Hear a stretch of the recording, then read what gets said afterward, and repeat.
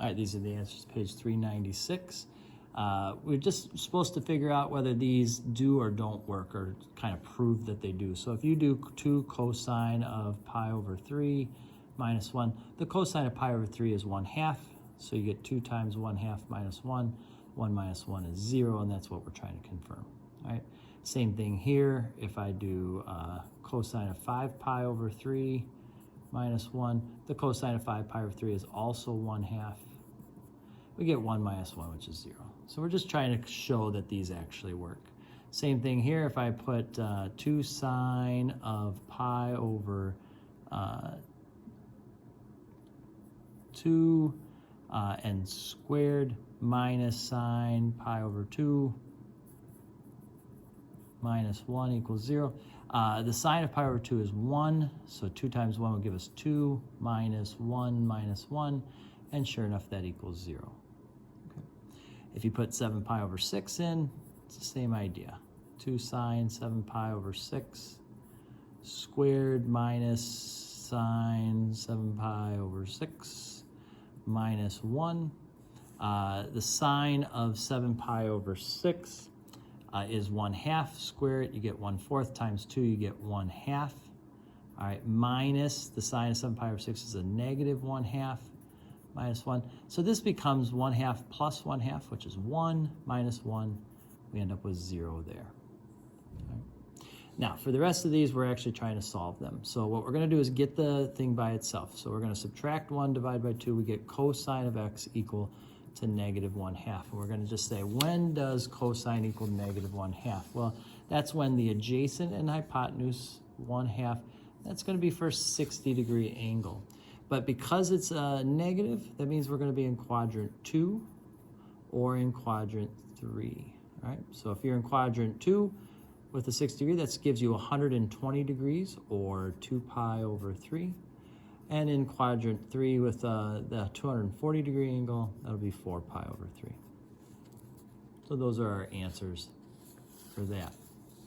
For number 8, we're subtracting 1 divided by 2. We'll get sine x equal to negative 1/2.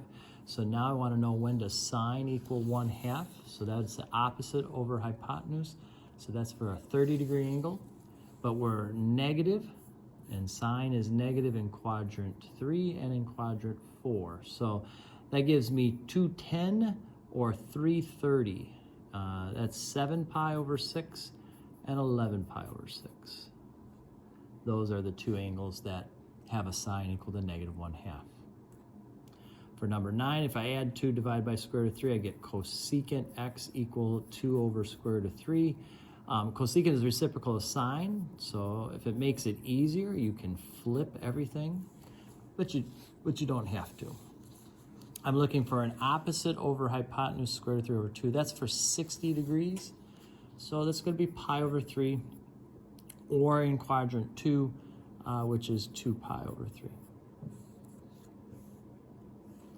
For this one here, if I subtract square root of 3, I get tangent x equal to negative square root of 3. I want to know, when is my opposite over hypotenuse square root of 3, and that's for 60 degrees. I want it to be negative, so tangent is negative in quadrant 2 and in quadrant 4. So that means we'll have 120 degrees, or we'll have 300 degrees. That's 2 pi over 3 and 5 pi over 3 are two answers. For number 11, if I subtract 4 and divide by 3, I get secant squared equals 4/3. When I take the square root, I get secant x equal to positive or negative 2 over square root of 3. If we flip this around, we get cosine x equal to square root of 3 over 2. But I can include positive or negative for this. So first off, cosine is adjacent over hypotenuse, so I want the adjacent side to be square root of 3. So that's for a 30-degree angle. So we're talking about a 30-degree reference angle, and it doesn't matter what quadrant we're in, because we can include both positives or negatives. So I want all of the angles that have 30 as their reference angle. So that's going to be pi over 6, 5 pi over 6, 7 pi over 6, and 11 pi over 6. All 4 of them are possibilities here. For number 12, if I add 1 divided by 3, I get cotangent squared equals 1/3. And then when I take the square root, I get cotangent x equal to positive or negative 1 over square root of 3. Okay, so again, I want to know when does opposite over adjacent. Opposite over adjacent, that's for 30 degrees. And I don't care what quadrant we're in. So it's going to end up being the exact same answer as we had on the last one, because my reference angle is 30 degrees and it can be in any of the quadrants there. Right. Now, when we get to these are a little more, I think, than you're going to need to worry about so much, but we'll kind of talk about them. We've got two things multiplying to equal 0. That's going to be true if the first one is 0 or if the second one is 0. Okay, so when does sine equal 0? If you look at your thing, sine is the second number, and sine is 0 at 0, pi, 2 pi, and so on. So we'll include those three for right there. 0, pi, 2 pi. For this one, if you subtract 1, we get sine x equal negative 1. I want to know when does sine equal negative 1, and that occurs at 3 pi over 2. So either of these, any of these answers here would make this equal to 0 up here. For 21, if we subtract cosine x and then factor a cosine x out,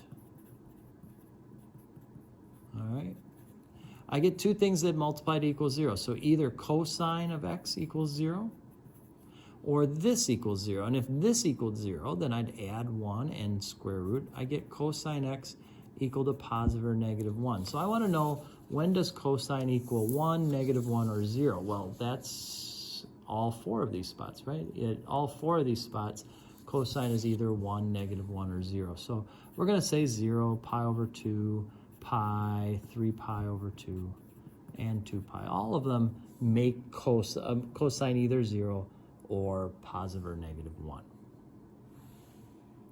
All right, for this one here, we get secant squared minus 1 equals 0. If you add 1 and take the square root, we get secant of x equal to positive or negative 1.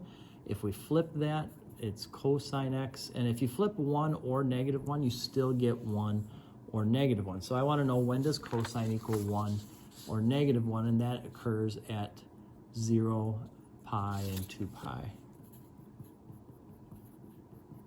So we'll list those. This one here, similar to the one we had before, if we subtract tangent from both sides, factor a tangent out, we've got 3 tangent squared x minus 1 equals 0. So this is going to be true when tangent is 0 or when this is 0. And if you add 1, divide by 3, take the square root, you get positive or negative 1 over square root of 3. So we'll start here. When does tangent equal 0? Tangent is going to be 0 when sine divided by cosine is 0. And that's only going to be true when sine is 0. So that's going to be at 0, pi, and 2 pi. Okay, that's when our tangent is 0. As far as this goes, I want to know, when is my opposite over adjacent. That opposite over adjacent, that'd be for the 30-degree angle. So this is for 30 degrees. And it doesn't matter what quadrant you're in because it's positive or negative. So this is like the one that we've done a couple times already. It'll give us all of these answers here. Okay. Our last one here says sine of 2x equals negative square root 3 over 2. So I want to know, when is my opposite over hypotenuse that? That's for 60 degrees, but it is negative. So I need to be in quadrant 3 with 60 degrees or in quadrant 4. So if you're in quadrant 3, you're at 240 degrees, which is 4 pi over 3. And if you're in quadrant 4, you're 5 pi over 3. Now, that's what normally we'd have our answer be, and we'd be all done.